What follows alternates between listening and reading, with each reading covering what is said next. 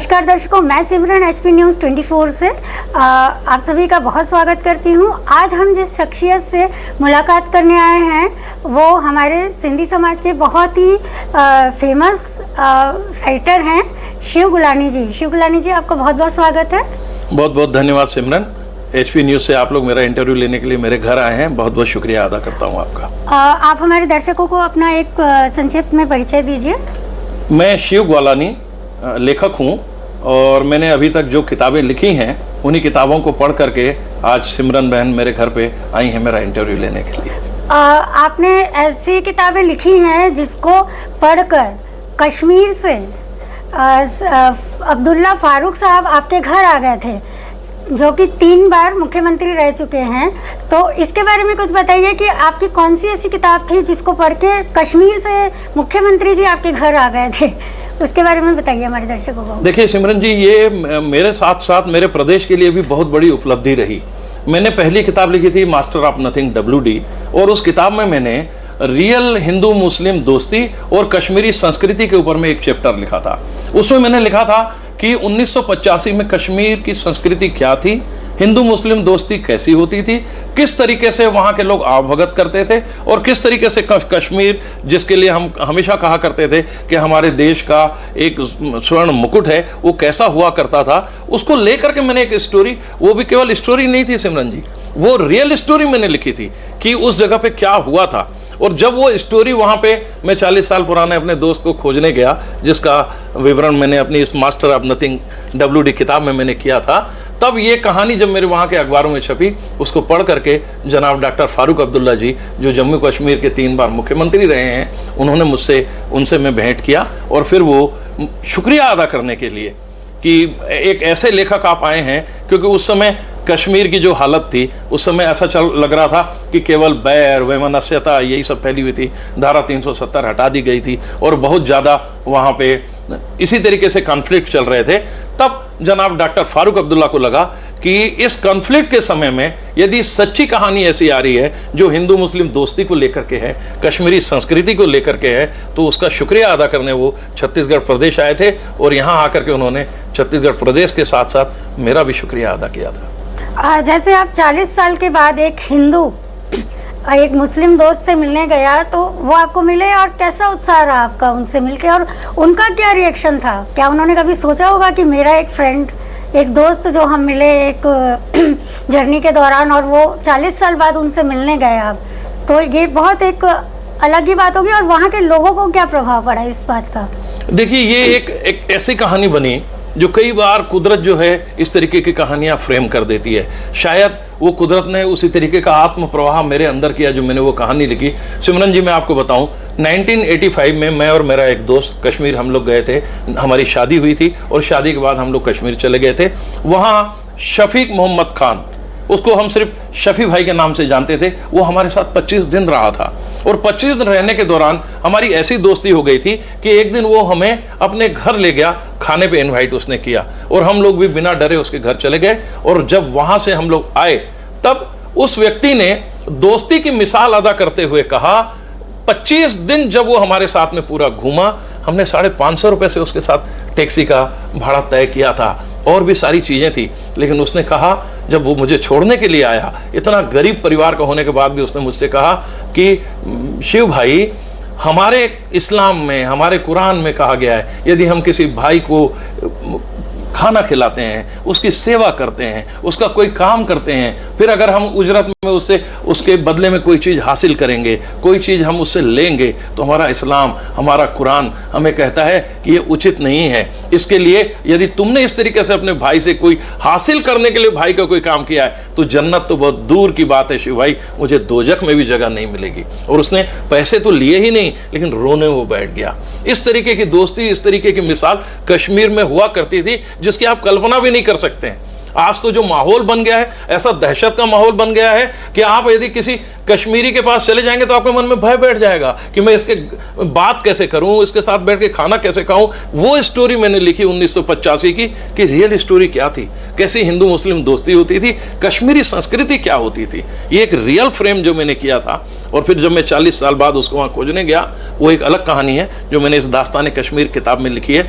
मेरे पास कुछ भी नहीं था, केवल एक नाम, शफी मोहम्मद खान, और उसको जाके 40 साल बाद कश्मीर में खोजना, एक जबरदस्त तरीके से मैं उसको, इतनी मेहनत मुझे लगी, ये फिल्मी स्टोरी जैसे लगेगी, लेकिन मैं उसको खोज लिया। और फिर जब उसको मैंने खोज लिया तो ये अल्लाह ताला की बड़ी मेहरबानी रही कि उसका परिवार पूरा सुरक्षित है, उसको एक बेटा है, बेटी है, पत्नी है, वो किस तरीके से वो लोग सुरक्षित, वो कहानी मैंने पूरी इसमें लिखी है। और फिर से वो जो हमारी दोस्ती थी, हम उसके घर गए और वहाँ हम लोग जा करके रहे। वो मोहब्बत, वो दोस्ती आज भी कायम है।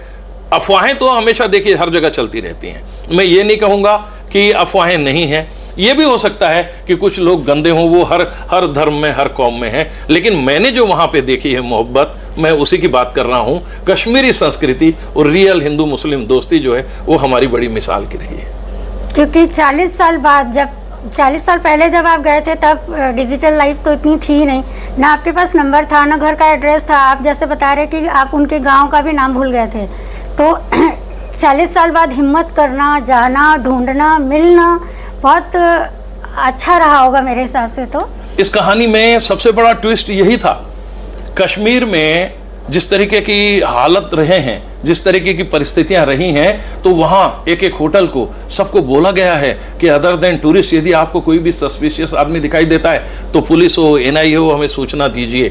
और मैं वहाँ घूमने के हिसाब से नहीं गया था, मेरे साथ मेरी सहलेखिका पत्नी कविता भी साथ में चली थी, और हम एक बंदे को खोज रहे थे 40 साल बाद। तो लोगों की नज़र में हम सस्पिशियस तो हो ही गए थे, और नाम अता पता कुछ भी नहीं मालूम था। केवल शफीक नाम कहने से कोई कैसे हमको बता सकता था। हाँ, मेरे पास एक शादी की पुरानी एल्बम थी 1985 की, जो उस समय कोडेक के कैमरे हुआ करते थे।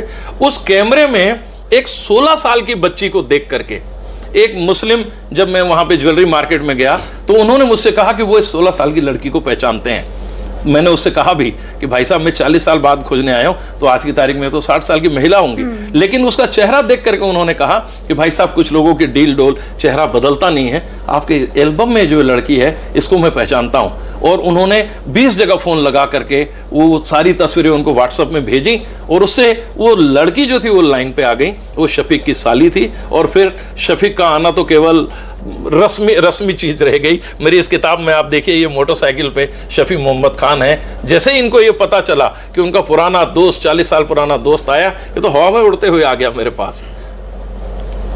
तो आपकी सबसे पहली बुक कौन सी थी जो आपने लिखी? और वो बुक, जैसे आप राइटर नहीं थे, और आपको राइटिंग करने का कैसे मन में आया कि मैं राइटिंग करूं, और किस परिस्थितियों में आपने लिखना स्टार्ट किया, उसके बारे में बताइए। देखिए, मैं पेशेवर लेखक कभी नहीं रहा। इवन मैं यहाँ तक कह सकता हूँ कि मैं शौकिया लेखक भी नहीं रहा। मेरा एक्सीडेंट हो गया था, जिसके चलते मैं मेदांता हॉस्पिटल दिल्ली में 4 महीने तक एडमिट था।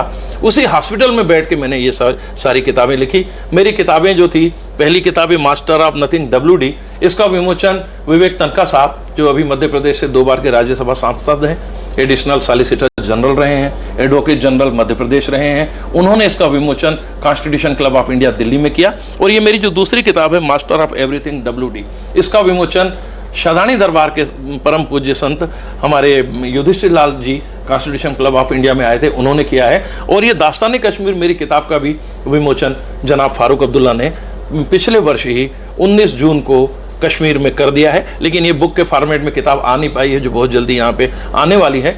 सिमरन बहन, मैं आपको बताऊं, एक subject master of nothing WD हिंदू मुस्लिम दोस्ती पे और रियल स्टोरी पे है, और मास्टर ऑफ एवरीथिंग ये हिंदू विभाजन की त्रासदी, क्योंकि आज तक हमारे देश में सिंधी समाज ने किस तरीके की त्रासदियां विभाजन के समय में बर्दाश्त की हैं, इसके बारे में नहीं पता चला है किसी को भी। बांग्लादेश अलग हुआ, बंगाली भाइयों की कहानियां हमारे पास में है। पंजाब अलग हो गया, पंजाबियों के ऊपर में कई फिल्में बन चुकी हैं, लेकिन आप खुद देख लीजिए, सिंधी समाज के ऊपर में किसी भी प्रकार की फिल्म नहीं बन सकी है। मैंने वो रियल स्टोरी फ्रेम की है इसमें कि किस तरीके से सिंधी समाज, एक परिवार टूटा वहां से और वो कैसे आया। और मेरी अब जो तीसरी बुक आने वाली है मास्टर ऑफ यूनिवर्स WD, वो अंडरवर्ल्ड के साये में एक मोहब्बत की स्टोरी है। मुंबई में आपको ध्यान होगा, सीरियल बम ब्लास्ट हुए थे, जिसमें ट्रेन में सीरियल बम ब्लास्ट हुए थे। तो सीरियल बम ब्लास्ट वाले उस समय के साये में, उसके ऊपर तो संजू नाम से एक संजय दत्त जी की फिल्म भी आ चुकी है, उसके साये में एक मोहब्बत भरी स्टोरी मैंने लिखी है, वो आ रही है। आपका बहुत बहुत धन्यवाद। आपके बुक से तो हमको बहुत सारी जानकारियाँ मिली, एक दोस्ती की बेमिसाल चीज़ देखने को मिली, और यहाँ भारत से लेके कश्मीर तक आपकी दोस्ती के चर्चे हैं और आपका बहुत बहुत धन्यवाद। बहुत बहुत शुक्रिया सिमरन जी, आपका 24 न्यूज़ का, HP 24 न्यूज़ का, आपके प्रियांशु का, और आप लोग मेरे पास इंटरव्यू लेने के लिए यहाँ पे आए हैं। जाते जाते मैं सिर्फ केवल एक बात कहना चाहूँगा कि आज का जो माहौल है, इसमें मेरी जो दास्तान कश्मीर किताब आने वाली है, उसमें ये रियल स्टोरी अलग से फ्रेम करके मैंने किताब लिखी है। इसमें एक एक पॉइंट, एक एक तथ्य इस तरीके से मैंने लिखे हैं कि उस किताब को पढ़ने के बाद मैं समझता हूं कि हमारे देश से नफरत की आंधी मिटेगी और मोहब्बत की बयार चलेगी। ऐसा मेरे को बहुत उम्मीद है, क्योंकि अब इसी चीज़ की ज़रूरत है। आज देखिए, आज आप मेरे पास में इंटरव्यू लेने आई हैं, तो आज अमेरिका, ईरान, इजराइल किस तरीके से युद्ध के साए में गए हुए हैं, एक दूसरे पे मार काट चल रही है, जबकि इन सब चीज़ों की सिमरन ज़रूरत नहीं है कहीं से भी। मैं तो ये समझता हूँ कि मोहब्बत से बढ़ करके इस दुनिया में न कोई खुदा है, न कोई ईश्वर है, और न ही किसी प्रकार का कोई गार्ड है। यदि हम मोहब्बत की दुनिया में चलेंगे तभी हमको शांति मिल सकती है। मुझे पूरी उम्मीद है कि मेरी इस किताब के आने के बाद में जरूर मोहब्बत की बयार फिर से चलेगी। मैं आप लोगों का बहुत बहुत शुक्रिया अदा करता हूं, समय निकाल करके आप आए हैं। HP न्यूज़ का बहुत बहुत धन्यवाद। जी, आपका भी धन्यवाद।